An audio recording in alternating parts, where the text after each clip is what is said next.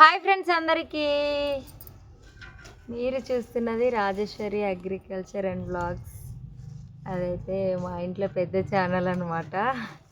ఈరోజు మా అక్క నేను ఇట్లా పని చేసుకుంటుంటే మా చిన్నప్పటి జ్ఞాపకాలు అయితే గుర్తొచ్చినాయి. ఒక్కసారిగా మీతోటి షేర్ చేసుకుందామని చెప్పి ఈ వీడియో అసలు స్కిప్ చేయకుండా చూడండి. ఎందుకంటే చిన్నతనం అనేది మనం చనిపోయే వరకు మర్చిపోలేని రోజులు అవి. ఇట్లా జ్ఞాపకాలుగా ఉండిపోతాయి. కొద్ది రోజుల తర్వాత ఎవరు ఉంటామో ఎవరం పోతామో ఆ రోజు ఈ వీడియో చూసి బాధ వస్తే బాధ, సంతోషం వస్తే సంతోషం, మేము ఇట్లా కలిసి ఉన్నామని చిన్నగా ఉన్నప్పటి రోజులు ఇప్పుడు గుర్తు చేసుకుంటున్నాం కదా. కొద్దిగా ముసలోళ్ళం అయ్యేటప్పటికి ఇవన్నీ గుర్తు చేసుకుంటాం. అట్లుంటుంది అనమాట లైఫ్. ఒక స్టెప్ బై స్టెప్ ఇట్లా మారిపోతుంటుంది మన లైఫ్. మా చిన్నప్పటి రోజులైతే ఎక్కువ నేను గడిపిన రోజులంటే అక్కతోనే. ఎందుకంటే మా అక్కనే నన్ను చూసుకుంది. ఎంత పెద్ద దూరం కాదు గ్యాప్ మా మధ్యలో, అయినా సరే మా అక్క మీద ఆధారపడేది. ఇప్పుడు మా చిన్నమ్మలు కూడా అంతే. ఆమెను చూస్తే నాకు అదే గుర్తొస్తుంది. ఆమె కన్నా ఎంతో పెద్దది వాళ్ళ అక్క అని అనుకుంటుంది, కానీ కాదు.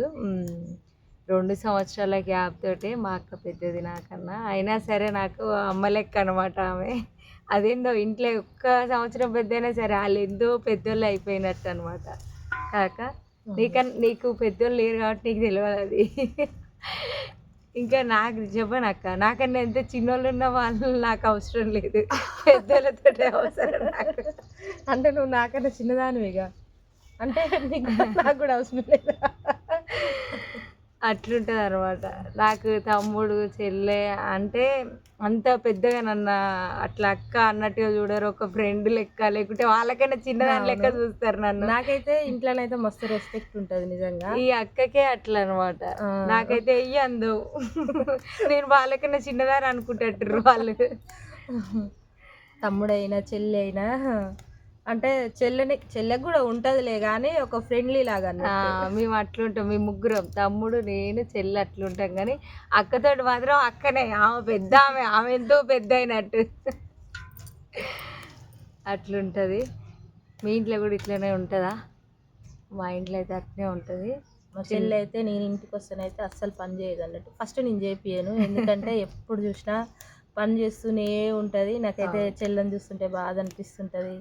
ఎందుకంటే కొంచెం హెల్త్ అయితే బాగుండదు కదా చెల్లెకి.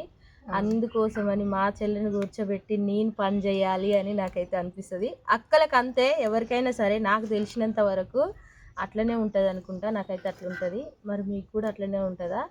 కామెంట్ చేయండి. ఏంటంటే నేను చిన్నప్పటి నుంచి అయినా సరే నేనుంటే ఇది పని చెయ్యను, ఉంటే నేను చెయ్య పని. అయ్యో ఇదే గొడవ, నువ్వు చెయ్యట్లే అంటే చిన్నప్పుడు ఎవరింట్లోనైనా అట్లా జరుగుతుంది. ఈవనేమో గిన్నెలు తోవాలి, నేనే ఇల్లాకి లూకాలి. నేను నీళ్ళ దగ్గర పోను,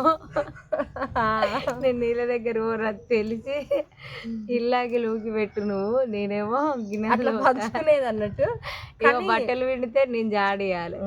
వామ్మో ఎన్ని బాధలు పెట్టిందో మా అక్క అయితే.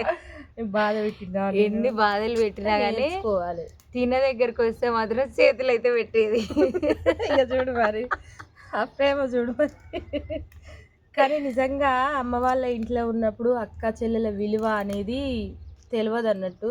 అవును, నిజంగా. ఎప్పుడైతే నేను ఆ అత్తగారింటికి పోయినో ఒక్కొక్కసారి గుర్తొచ్చి, మా చెల్లె గుర్తొచ్చి ఎన్నోసార్లు ఏడ్చిన సందర్భాలు కూడా ఉన్నాయి అసలు. మస్తు మా అక్క కొడుతుండే నన్ను, కానీ అంత కొట్టినా కానీ మస్తు ప్రేమ ఉంటుండే. కొద్ది రోజులు దూరం అయ్యి తిరిగి వచ్చిన తర్వాత అందుబట్టలేనంత ప్రేమ అయిపోయింది. అమ్మ వాళ్ళ ఇంట్లో ఉన్నప్పుడు వాళ్ళ విలువ తెలియదు అసలు. వాళ్ళు దూరం అయిపోతేనో ఇట్లా అత్తగారింటికి వెళ్ళిపోతేనో అర్థమవుతుంది. నిజంగా మా అక్క గురించి కూడా మస్తు సార్లు ఏడిచిన. ఆమె నా కోసం కొట్టినా, ఎంత నాకు దెబ్బ తాకినా సరే ఆమె దూరం అయిపోగానే తట్టుకోలేకపోయినా నేను. ఎవరైనా అంతే కదా, అక్క చెల్లెళ్ళు అంటేనే కొట్టుకుంటారు. పెద్దగా ఏజ్ వచ్చినాక ఇంట్లో లేము మేము, తెలిసి తెలియని ఏజ్లే వెళ్ళిపోయినాం అనమాట. చిన్నతనాన ఏమంటారు, ఆడే పాడే వయసులోనా అని. అట్లా అనమాట. ఆడుకునే వయసులోనే వెళ్ళిపోవాల్సి వచ్చింది ఇంట్లోకేనే. అట్లా దూరం అయిపోయినాం. తర్వాత నా పరిస్థితి బాగాలేక ఇంటికి వచ్చినాక అప్పుడు తమ్ముడు చెల్లెతోటి ఎక్కువ అయిపోయినా నేను. ఇక అక్క దూరం, ఇక అక్కడనే ఉన్నది. ఎవరైనా అట్లనే ఉండాలి. నా పరిస్థితి బాగాలేదు, అటు ఇటుగా ఉంది కాబట్టి నేను వెనక్కి వచ్చేసిన. మళ్ళీ నేను వెనక్కి వచ్చేసిన కానీ నా లైఫ్ అక్కడనే ఆగిపోయింది అనమాట. ఆడపిల్లలు ఉంటే చాలా జాగ్రత్తగా ఉండాలి. ఇక మా వాళ్ళు కొద్దిగా వెనక ముందు కూడా ఆలోచించలేదు. ఆడపిల్లలు ఉన్న తల్లిదండ్రులు కొంచెం వెనక ముందు ఆలోచించి ఏ పనైనా సరే చేయాలన్నమాట. అక్క చెల్లెళ్ళు మేము మాకు ఏదైనా బాధ వచ్చింది, కష్టం వచ్చింది అనగానే ఇట్లా వణుకుతాం అనమాట. చిన్నగా ఉన్నప్పుడు ఎంత కొట్టుకున్నా తిట్టుకున్నా ప్రేమ మాత్రం చచ్చిపోదు. అది కొంతమంది కూడా మనలాగా కలిసి ఉండలేరు, ఉండరు. మా వాళ్ళు కూడా కొంతమంది ఉన్నారు అస్సలు కలిసి ఉండరు. నిజంగా మేమైతే చూస్తున్నాం అసలుకి. కానీ ఎందుకో ఆ దేవుడు మమ్మల్ని అయితే ఇట్లనే చూడాలి. అసలుకి ఒక్క మాట కాదు, ఒక్క చిన్నది ఏ మాట కూడా అనుకోలేము. అనుకున్నా కానీ ఎమ్మటే కలిసిపోతాం అన్నట్టు. పట్టింపులు, పంతాలు ఇవన్నీ మాకైతే అస్సలే ఉండవు. మా దగ్గర ఉన్న వాళ్ళకైతే కొంతమంది ఉంటారు అక్క చెల్లెళ్ళు. ఇక వాళ్ళే ఇట్లా ఉంటారు ఎప్పుడు. ఒకరి మీద ఒకరు చాడీలు అసలు. అమ్మో, వాళ్ళని చూసి మేము అనుకుంటాం అసలుకి వీళ్ళు ఏంది అక్క చెల్లెళ్ళా లేకపోతే ఒక శత్రువులా అని అనిపిస్తుంది నాకైతే. వామ్మో, నాకైతే మస్తు భయం వేస్తుంటుంది వాళ్ళని ఒకరి మీద ఒకరు చెప్పుకుంటుంటే. ఏంది అక్క చెల్లెళ్ళు, అక్కకు ఏదైనా పొరపాటు జరిగినా కానీ చెల్లె చూసుకోవాలి, చెల్లెకి ఏదైనా ఇబ్బంది అయినా అక్క చూసుకోవాలి. కానీ ఇదేంది అనిపిస్తుంది నాకు. ఒకరికొకరు చెప్పుకొని ధైర్యంగా నిలబడాలి. కానీ వాళ్ళకి వ్యతిరేకం అయ్యి ఉండదు. కొన్ని విషయాలు ఏంటంటే అమ్మ నాన్నకు కూడా చెప్పుకోలేము, ఇంట్లో కన్న పిల్లలకు కూడా చెప్పుకోలేము. కానీ అక్కతోని చెల్లె చెప్పుకున్నా, చెల్లెతోని అక్క చెప్పుకున్నా కానీ అసలు ఎంతో బరువు దిగిపోయినట్టు, ఎంతో భారం దిగిపోయినట్టు. ఇది కాదు ఇట్లా అని అక్క చెప్పడం, అది కాదు ఇట్లా అని చెల్లె చెప్పడం.